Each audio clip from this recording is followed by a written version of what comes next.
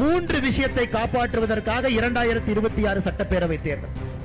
நாட்டை காப்பாற்ற வேண்டும், தமிழகத்தை காப்பாற்ற வேண்டும், உங்களுடைய வீட்டை காப்பாற்ற வேண்டும். ரொம்ப நல்லவங்களா இருக்கு. அதனாலதான் அந்த தீய சக்திகள் நம்மளை ஆள்றாங்க. மாண்பானவரே, இளைய சூரியனே, அவனும் மாசம் மாசம் போஸ்ட் அடிச்சு ஒட்டி ஒட்டி பாக்குறான். ஒரு பேரு ஒட்டாம இன்னைக்கு 6வது பேர்ல நிக்கிறான். ஒரு பக்கம் படித்த இளைஞர் கூட்டம் எல்லாம் நம்ம ஒரு பக்கம், இன்னொரு பக்கம் நம்மை வழிநடத்தக்கூடிய மூத்தவர்கள் எல்லாம் ஒரு பக்கம். ஏன்னா அவங்க எல்லா கட்சிக்கு மாத்தி ஓட்டு போட்டு கைரேகை தேஞ்சு உட்கார்ந்து இருக்கிறாங்க. கைரேகை தேஞ்சு ஒரு புரட்சி தமிழகத்துல வெடிக்கணும். 2026ல அந்த புரட்சி வெடிக்கும் பொழுது தீய சக்தி திராவிட முன்னேற்ற கழகத்தை வேரோடு வீழ்த்தி மண்ணோடு நிச்சயமாக நாம் அனுப்பி விடுவோம் என்கின்ற முழு நம்பிக்கையை. அருமை சொந்தங்களே, நிறைய நண்பர்கள் இன்னைக்கு கட்சியில் இணைறாங்க. அந்த கூட்டத்தில் பார்த்து நிறைய நண்பர்கள் திராவிட முன்னேற்ற கழகத்தினுடைய கிளை தலைவர் பொறுப்பில் இருந்து 100 பேர் அவங்களுடைய உறுப்பினர் அட்டையை கொடுத்துட்டு மேடையில் இணைஞ்சிருக்கிறாங்க. வேறு வேறு கட்சி, காங்கிரஸில் இருந்து வேறு கட்சிகள் இருந்து எல்லோரும் இணைஞ்சிருக்கிறாங்க. 2014 காமன்வெல்த் போட்டியில 77 கிலோ பளுதூக்கக்கூடிய நிகழ்வுல கிளாஸ்கோவில் இங்கிலாந்துல நடந்த பளுதூக்கும் போட்டியில இந்தியாவிற்காக தமிழகத்திற்காக தங்கம் வென்று, மறுபடியும் 2018 காமன்வெல்த் போட்டியில ஆஸ்திரேலியா கோல்டு கோஸ்ட்ல மறுபடியும் தங்கத்தை வென்று ஒலிம்பிக் போட்டியெல்லாம் பங்கேற்று இன்று பாரதிய ஜனதா கட்சியில் இணைந்திருக்கக்கூடிய அருமை சகோதரர் சதீஷ்குமார் சிவலிங்கம் அவர்கள் நம்மோடு இருக்கின்றார். இன்னைக்கு எந்த பக்கம் பாரதிய ஜனதா கட்சி சென்று கொண்டிருக்கிறது? நாட்டிற்காக போராடியவர்கள், விளையாடியவர்கள் எல்லோரும் இன்னைக்கு பாரதிய ஜனதா கட்சியின் பக்கம். காரணம், அவர்களுக்கு தெரியும் 2026 சட்டப்பேரவை தேர்தல் என்பது 3 விஷயத்தை காப்பாற்றுவதற்காக 2026 சட்டப்பேரவை தேர்தல். நாட்டை காப்பாற்ற வேண்டும், தமிழகத்தை காப்பாற்ற வேண்டும், உங்களுடைய வீட்டை காப்பாற்ற வேண்டும். இந்த 3க்கும் ஒரே ஒரு தேர்தல் 2026 சட்டப்பேரவை தேர்தல். ஏன்னா அதனாலதான் தீய சக்தி அப்படிங்கிற வார்த்தை இங்க போட்டிருக்கிறோம். தீய சக்திகளுடைய கூடாரமாக திராவிட முன்னேற்ற கழகம் மாறி இருக்கிறது. அந்த தீய சக்திகளை வேறறுக்க வேண்டிய நேரம் வந்து விட்டது. வீட்டுக்குள்ளே பிரச்சனை ஆரம்பித்து நாடு வரைக்கும் பிரச்சனை ஆரம்பிச்சிருக்கிறாங்க. வீட்டுக்குள்ள நிம்மதி இருக்கான்னு கேட்டா நிம்மதி கிடையாது. ஒரு பள்ளிக்கூடத்திற்கு, கல்லூரிக்கு செல்லக்கூடிய குழந்தைகள் பெற்றெடுக்கக்கூடிய பெற்றோர்களுக்கு தெரியும். நல்ல குழந்தைகளை கூட திராவிட முன்னேற்ற கழகத்தினுடைய ஆட்சியில சந்தேகப்படுறோம். நம்ம குழந்தை பைக்குள்ள கஞ்சா போட்டு இருக்குமா? நம்ம குழந்தையினுடைய நண்பர்கள் யார்? தமிழ்நாடு முழுவதுமே கஞ்சா புழக்கம் அதிகமாகி விட்டதாக சொல்றாங்களேன்னு நம்ம பெத்த பிள்ளையே சந்தேகப்படும் அளவுக்கு திராவிட முன்னேற்ற கழகத்தினுடைய ஆட்சி இந்த 4 ஆண்டு காலமாக இருக்கிறது. அருமை சொந்தங்களே, வீட்டுக்குள்ள பிரச்சனை. வீட்டுல பெண் குழந்தைகள் நம்ம கிட்ட இருந்தா பத்திரமாக வெளியே சென்று விட்டு பத்திரமாக வீட்டுக்கு வருவாங்களா? மனசுக்குள்ள ஒரு சின்ன பதபதைப்பு இருக்கு. நம்முடைய குழந்தை சும்மா இருந்தா நாமளே செல்போனை கூப்பிட்டு கேட்கிற, கண்ணு நல்லா இருக்கிறியா, எங்கம்மா இருக்கிற? அந்த பாப்பா கேட்குது, ஏன் பார்த்து அடிக்கடி போன் பண்ணிட்டு இருக்கிற, பஸ் ஸ்டாண்ட்ல தான் நின்று இருக்கிற, வீட்டுக்கு வந்துருவேன் சும்மா இரு. அந்த அளவுக்கு நம்முடைய குழந்தைகளுடைய உயிரின் மீது நமக்கு ஒரு அச்சம் இருக்கிறது. வீட்டுக்குள்ள இருக்கக்கூடிய பிரச்சனை, தமிழ்நாட்டில் இருக்கக்கூடிய பிரச்சனை உங்களுக்கு தெரியும். எங்கே திரும்பினாலும் கூட லஞ்ச லாவண்யம், எங்கே திரும்பினால். இன்னைக்கு திராவிட முன்னேற்ற கழக அரசை பொறுத்தவரை லஞ்சம் வாங்குவதை பெருமையாக ஒரு அரசு கருதுகிறது. பெருமையா நினைக்கிறார். லஞ்சம் வாங்கி ஒரு அமைச்சர் அன்னைக்கு ஜெயிலுக்கு போயிட்டு மறுபடியும் அமைச்சராக வந்தா காந்தியவாதியாக தன்னை நினைத்துக் கொள்கின்றார்கள். சாராய அமைச்சர் இருந்து ஜெயிலுக்கு போயிட்டு வந்தா ஒரு பட்டம் நினைச்சுக்கிறாங்க. பொன்முடியை போன்ற அமைச்சர்கள் அளவுக்கு அதிகமாக சொத்து சேர்த்து நீதிமன்றமே இல்லை, அவர் எம்எல்ஏவாக இருப்பதற்கு தகுதி இல்லைன்னா உச்ச நீதிமன்றத்திற்கு போய் அதற்கு ஒரு இடைக்கால தடை வாங்கி கொண்டு வந்திருக்கின்றார்கள். தன்னை ஒரு காந்தியவாதிகளாக நினைச்சுக்கிறாங்க. பாருங்க, கர்ம வீரர் காமராஜரை இழந்த பொழுது நேர்மைனா ஒரு இலக்கணம் இருந்துச்சுங்க ஐயா. நேர்மைனா இலக்கணம் இருந்தது. இன்னைக்கு அநியாயம் பண்றவனுக்கு மரியாதை இந்த நாட்டில், தவறாக சொத்து சேர்ப்பவனுக்கு ஒரு மரியாதை. லஞ்ச லாவண்யத்தில் பெருத்து போய் யாரு கிடக்கிறாங்களோ பெருமையாக நெஞ்சை நிமிர்த்தி வீதியில் நடந்து கொண்டு வருகின்றான். திராவிட முன்னேற்ற கழகத்தினுடைய யாரெல்லாம் மக்கள் பொறுப்பில் இருக்கக்கூடிய ஒருவரை ஒத்துப்பாரு. இலவச வேட்டி சேலையில ஊழல், நீங்க பாருங்க, டாஸ்மார்க்ல ஊழல், அதை பத்தி நான் பேசுறேங்க ஐயா. எல்லா இடத்திலும் கூட இவங்க ஊழல் கரைப்படியாத ஒரு இடம் இன்னைக்கு தமிழ்நாட்டில் இல்ல. லஞ்ச லாவண்யம் என்பது இன்னைக்கு மக்களை ஏற்றுக்கொண்டு விட்டார்கள் என்று திமுக காரன் மார்த்தட்டான். மக்களே அதை பத்தி பேசல. பாஜக காரனுக்கு வேற வேலை இல்லையா? நீ எதுக்கியா லஞ்சத்தை பத்தி பேசிட்டு இருக்க? இது ஒரு பக்கம். அடுத்து நாட்டுக்கு கேடு. நாட்டை பொறுத்தவரை அருமை சொந்தங்களே, எனக்கு இந்தியா முழுவதும் தமிழகத்தை உத்து பார்க்கிறாங்க. என்ன இந்த ஊர்ல மட்டும் ஒருத்தர் இறந்ததுக்கு அப்புறம் பையன் முதலமைச்சர், பையன் இருக்கும் பொழுது இன்னொருத்தர் துணை முதலமைச்சர், அப்ப இருக்கக்கூடிய சின்ன பையன் ஒருத்தன் ஜல்லிக்கட்டுல கலெக்டர் தள்ளி விட்டுட்டு அவனு முன்னாடி உட்கார்றான். என்னங்க அநியாயம்? இந்தியால எங்கேயுமே அநியாயம் இல்ல. எங்களை எல்லாம் படிக்காதவங்க பீகாரை பார்த்து ஜார்க்கண்டை பார்த்து சொல்றீங்களே, எங்களுடைய மாநிலத்தில் இந்த அநியாயம் இல்லை என்று ஜார்க்கண்ட் பீகார் மக்கள் சொல்றாங்க. படித்தவர்கள் பண்பாளர்கள் இருக்கக்கூடிய தமிழகத்தில் திராவிட கட்சிகள் இந்த அட்டூழியத்தை பண்ணிட்டு இருக்கிறாங்க. இது எப்படி நீங்கள் பொறுத்துக் கொண்டிருக்கின்றீர்கள் என்று பாரதம், இந்திய மக்கள் நம்மை உற்று கவனித்துக் கொண்டிருக்கின்றார். ஊழலுக்கு ஒரு அமைச்சர் சிறைக்கு போறார். அந்த அமைச்சர் 1.5 வருஷம் சிறையில் இருக்கார். 1.5 வருஷம் சிறையில் இருக்கும் வரை அவர் அமைச்சர் என்கின்ற பொறுப்பை உங்களுடைய என்னுடைய கஷ்டப்பட்டு வரி கட்ட பணத்துல 1.5 வருஷம் அந்த மனுஷனுக்கு சம்பளம் கொடுத்து சிறையில் இருந்து வெளியே வந்து 4வது நாள் மறுபடியும் அமைச்சர் என்கின்ற பொறுப்பை தூக்கி கையில கொடுக்கிறாங்க. எப்படிப்பட்ட மனிதர்கள் வாழ்ந்த ஒரு மண், எப்படிப்பட்ட நீதிமான்கள் வாழ்ந்த ஒரு மண், நீதிக்கும் நேர்மைக்கும் மரியாதை இருந்த தமிழ் மண்ணில் 1.5 வருஷம் கஷ்டப்பட்டு நீங்க கற்ற வரியில வர்ற பணத்துல மாசம் 1,25,000 ரூபாய் சம்பளம் கொடுத்த அந்த அமைச்சருக்கு வெளியே வந்த 4வது நாள் அமைச்சர் என்கின்ற பதவியை மறுபடியும் தூக்கி கொடுக்கிறாங்களா? உங்களுக்கு என்ன தைரியம் இருக்குங்க ஐயா? என்ன தைரியம் இருக்கு? யோசிச்சு பாரு. இதையெல்லாம் தட்டி கேட்க வேண்டிய நேரம் ஐயா. இதெல்லாம் தட்டி கேட்க வேண்டிய நேரம். எதையெல்லாம் பொறுத்துக்கலாம், இதை பொறுக்க முடியாதுங்க ஐயா. மான பிரச்சனை. 9.5 லட்சம் கோடி கடன். இன்னைக்கு வயிற்றில் இருக்கக்கூடிய குழந்தை, நாளைக்கு அந்த குழந்தை பெருசாகி அந்த குழந்தைக்கு வரக்கூடிய குழந்தையும் கூட தமிழகத்தினுடைய கடனை அடுத்த 74 ஆண்டுகள் கட்டி முடிக்க முடியாது. 9.5 லட்சம் கோடி கடன். என்ன பெருமையா மார்த்தட்டிட்டு இருக்கிறாங்க.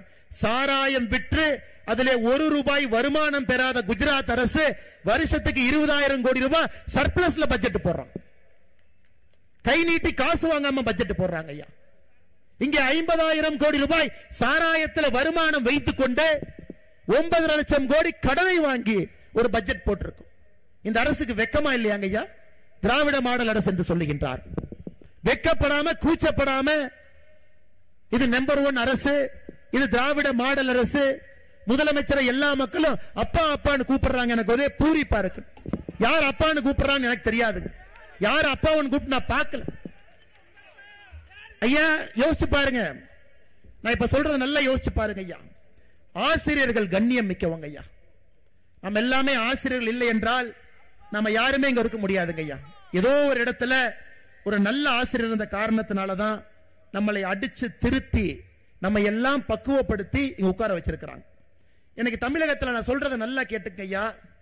கடந்த 3 ஆண்டுகள்ல பாலியல் குற்றத்தில் சிக்கிய ஆசிரியர் பெருமக்களுடைய எண்ணிக்கை 238. கடந்த 3 ஆண்டுகள்ல பாலியல் குற்றத்தில் சிக்கிய ஆசிரியர் பெருமக்களுடைய எண்ணிக்கை 238. நான் திகார் ஜெயில இருக்கிறாங்க, சென்னை சென்ட்ரல் ஜெயில இருக்கக்கூடிய அக்யூஸ்ட பத்தி நான் பேசலீங்க ஐயா. அவங்கள பத்தி பேச. ஆசிரியர் பெருமக்கள் பாலியல் குற்றத்தில் ஈடுபட்டவங்க 238 பேர். இந்த அநியாயத்தை பார்த்திருக்கீங்களா ஐயா? தமிழகத்தினுடைய கல்வித்தரம் எங்க இருக்குன்னு எல்லாருக்கும் தெரியுங்க ஐயா. அதல பாதாளத்தில் இருக்கு. அதல பாலா. திராவிட முன்னேற்ற கழகத்தை பொறுத்தவரை கல்வி கற்காதவர்கள் போஸ்ட் ஓட்டணும். திமுகவினுடைய கொடியை பிடிக்கணும். காலையில கோந்து பசை எடுத்துட்டு போய் செவுத்தில் அவங்களுடைய இன்ப நிதி போஸ்டர் ஒட்டி அடுத்த வருங்கால முதலமைச்சர் வாழ்கன்னு சொல்றதுக்கு ஒரு கூட்டம் வேண்டும் என்பதற்காக தமிழகத்திலே கல்வி தரத்தை குறைத்து அடுத்த கட்ட ஆளுமைகளாக உருவாக வேண்டியவர்களை தடுமாற்ற பாதையில் அழைத்து சென்று கொண்டிருக்கின்றார். 50,000 கோடி ரூபாய் வருமானம் சாராயம் மூலமாக 50,000 கோடி ரூபாய் வருமானம். அதை வச்சுதான் நம்ம பட்ஜெட் போடுறோம்னா எப்படிங்க ஏத்துக்க முடியும்? எப்படிங்க ஏத்துக்க முடியும்? அந்த கட்சியில் இருக்கக்கூடிய நல்லவங்க இன்னைக்கு வெளியே வர ஆரம்பிச்சிட்டாங்க. அவங்களும் வெளியே வர ஆரம்பிச்சிட்டாங்க. நமக்கு இது வேண்டாம் பார்.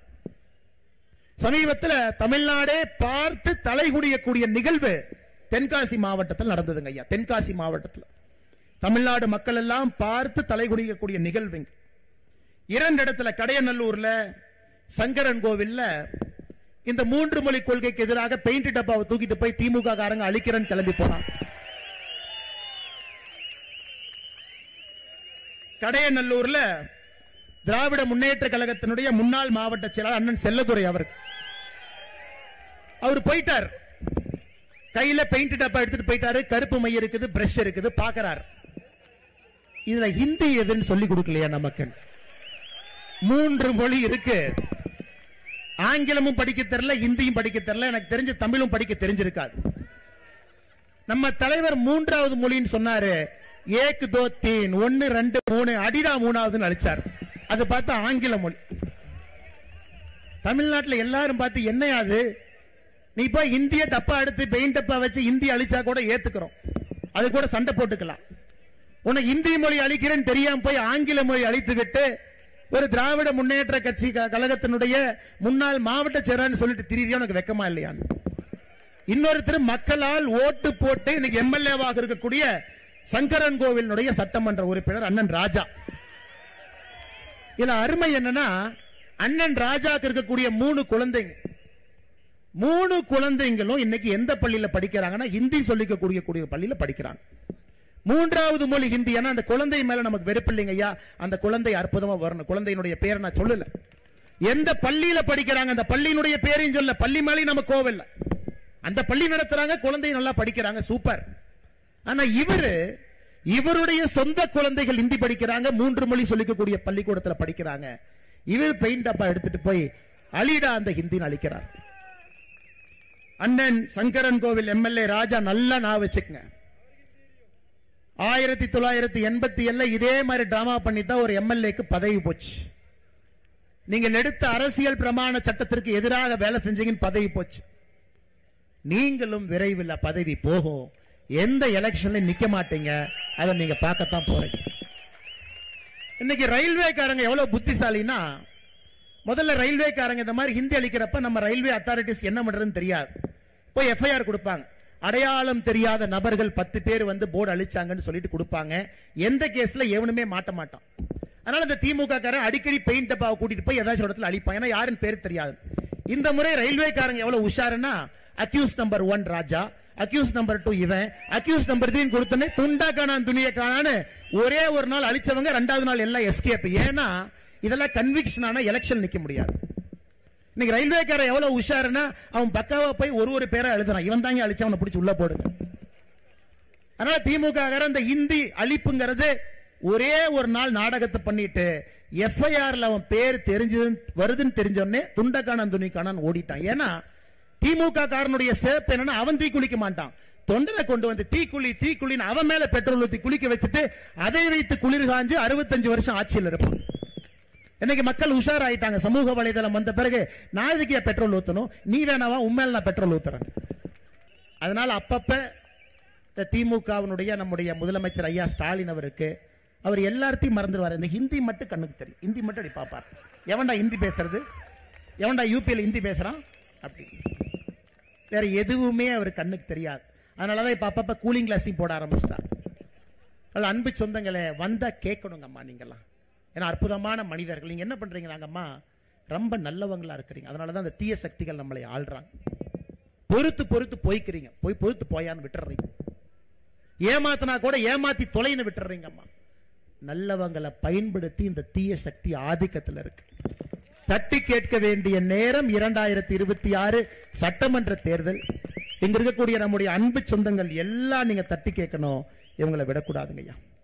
சமீபத்தில் ஒரு நண்பர் ஒருத்தர் ஹைதராபாத் வந்து சென்னைக்கு வந்தார். அண்ணே, உங்க மாநிலத்தில் நம்பர் 2 டுபாக்கூர் யாருன்னு கேட்டார்.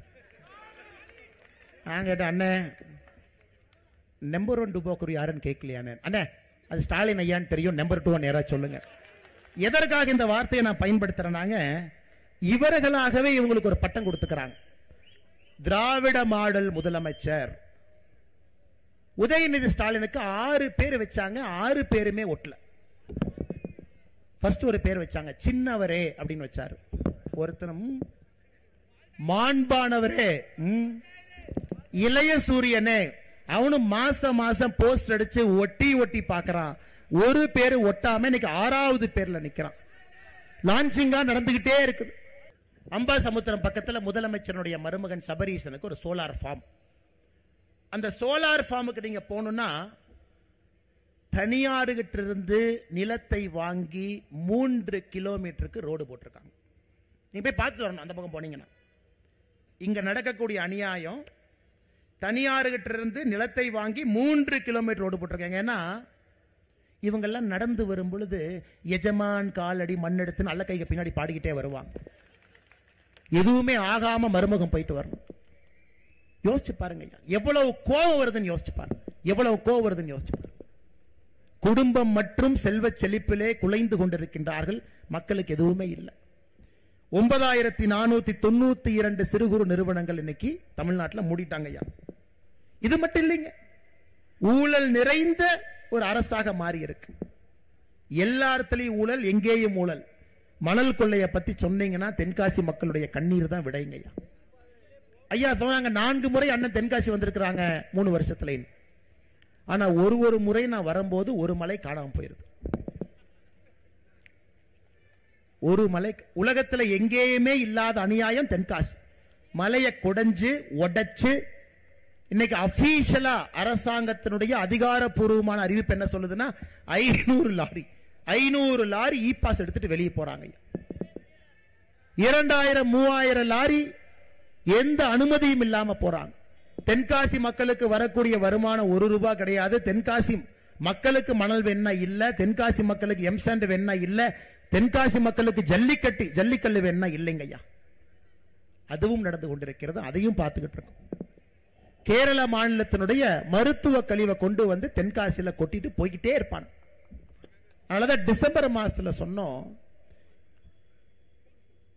புளியே பல்ல காட்டினா ஆகாது, நாங்களே பல்ல புடுங்க வர்றோம். 10 நாள்ல தென்காசியில கொட்டப்படக்கூடிய மருத்துவ கழிவை தடுத்து நிறுத்தவில்லை என்றால் நாங்க லாரியை கொண்டு வந்து ஏத்திட்டு போய் கேரளாக்குள்ள கொட்டுவோம். உடனே அதுவரை தூங்கிட்டு இருந்த எல்லாரும் எந்திரிச்சாங்க. ஜனவரி 6ஆம் தேதி வரை கெடு கொடுத்தோம். ஜனவரி 6ஆம் தேதிக்குள்ள செய்யலினா நாங்களே வருவோம். அது வரைக்கும் தூங்கிட்டு இருந்தவங்க எந்திரிச்சு 10 நாள் ஏதோ போட்டுக்கிட்டு டிராமா பண்ணி வச்சிருக்காங்க. இன்னும் முழுமையா சமாதானம் இல்ல. அரசு வேலையை செய்யறத பார்த்துக்கிட்டு இருக்கோம், வேலை வாங்க வேண்டும் என்று நினைத்துக் கொண்டிருக்கின்றோம். ஒரு பக்கம் படித்த இளைஞர் கூட்டம் எல்லாம் நம்ம ஒரு பக்கம், இன்னொரு பக்கம் நம்மை வழிநடத்தக்கூடிய மூத்தவர்கள் எல்லாம் ஒரு பக்கம். ஏன்னா அவங்க எல்லா கட்சிக்கு மாத்தி ஓட்டு போட்டு கைரேகை தேஞ்சு உட்கார்ந்து இருக்கிறாங்க. கைரேகை தேஞ்சு அண்ணே மாத்தி ஓட்டு போட்டேன், கைரேகை தேஞ்சு நான் உட்கார்ந்து இருக்கிறேன். ஆனால் இன்னைக்கு நம்முடைய கடமை நம்முடைய மூத்தவர்கள் வைத்திருக்கக்கூடிய நம்பிக்கையை காப்பாற்றணும், இளையவர்களுக்கு இருக்கக்கூடிய ஆற்றலை பயன்படுத்தணும். இதையெல்லாம் இந்த பாரதிய ஜனதா கட்சி ஒரே சேர ஒரே நேரத்தில் ஒருங்கிணைத்து கொண்டு செல்ல வேண்டிய கடமை நமக்கு இருக்கு. அதனால் நிச்சயமாக நாம் இதை எடுத்து செல்வோம். 2026 அது தேர்தல் என்று சொல்வதை விட ஒரு புரட்சி தமிழகத்தில் வெடிக்கணும் ஐயா. ஒரு புரட்சி தமிழகத்தில் வெடிக்கணும். 2026 அந்த புரட்சி வெடிக்கும் பொழுது தீய சக்தி திராவிட முன்னேற்ற கழகத்தை வேரோடு வீழ்த்தி மண்ணோடு நிச்சயமாக நாம் அனுப்பி விடுவோம் என்கின்ற முழு நம்பிக்கையை தென்காசி பொதுக்கூட்டத்தில் இங்க இருக்கக்கூடிய அன்பு சொந்தங்கள் எல்லாம் கொடுத்திருக்கிறேன். தமிழகத்தில் மாவட்டத்திற்கு 1 அல்ல, மாவட்டத்திற்கு 2 நவோதயா பள்ளிகளை கொண்டு வருகின்றோம். அதனுடைய பெயரை கர்ம வீரர் காமராஜர் ஐயா பள்ளி என்கின்ற பெயர்ல மாவட்டத்திற்கு 2 பள்ளிக்கூடத்தை கொண்டு வரும். 2 பள்ளிக்கூடம் கர்ம வீரர் காமராஜர் ஐயாவுடைய பெயர்ல இந்த பள்ளிக்கூடம் இருக்கும். 2 பள்ளிக்கூடம் ஐயா. அதற்கு நீங்க துருப்புச்சீட்டு வாக்குச்சீட்டு போடணுங்க ஐயா. வாக்குச்சீட்டு போட்டுரும். புதிய கல்வியை கொண்டு வர்றாங்க ஐயா. யாரு மேலையும் மொழி திணிப்பு கிடையாதுங்க ஐயா. மொழி திணிப்பு கிடையாது. ஆர்வப்பட்டு சந்தோஷப்பட்டு என்ன மொழி கத்துக்கணுமோ ஆனா தாய்மொழியில தான் படிக்கணும், தமிழ் மொழியில தான் படிக்கணுங்க ஐயா. 2வது மொழி 3வது மொழி ஒரு பேப்பர் அதையும் படிச்சுக்கலாங்க ஐயா. கூட அதையும் செய்வோம். ஊழல் லஞ்சம் இல்லாத ஒரு ஆட்சியை தமிழகத்திற்கு நீண்ட நாட்கள் கழித்து ஒரு ஆட்சியை காண்பிப்போம். மறுபடியும் உங்கள்கிட்ட வேண்டுகோள் வைக்கிறோம். இன்னைக்கு ஒரு தீப்பொறியை பத்த வச்சிருக்கிறோங்க ஐயா. தீப்பொறி தென்காசியில் ஒரு தீப்பொறி. அதனாலதான் வருண பகவான் மழை கொடுக்காமல் நின்று கொண்டிருக்கின்றார். இது 5 தொகுதிக்கு நம்ம எடுத்துட்டு போகணுங்க. 5 தொகுதி மக்கள்கிட்ட பேசணும். அடிப்படை பிரச்சனைக்கெல்லாம் தீர்வு கொடுக்கக்கூடிய கட்சி பாரதிய ஜனதா கட்சி, தேசிய ஜனநாயக கூட்டணி. இந்த டைம் நீங்க செய்ய வேண்டியது ஒன்றே ஒன்று மட்டும்தான், மாத்தி யோசிங்க அம்மா. இத்தனை நாளா எந்தெந்த கட்சிகளுக்கெல்லாம் ஓட்டு போட்டீங்களோ ஒரே ஒரு முறை மாத்தி யோசிச்சு பாரதிய ஜனதா கட்சிக்கு, தாமரைக்கு, தேசிய ஜனநாயக கூட்டணிக்கு ஒரே ஒரு முறை மாத்தி யோசிச்சு நீங்க ஓட்டு போடுங்க.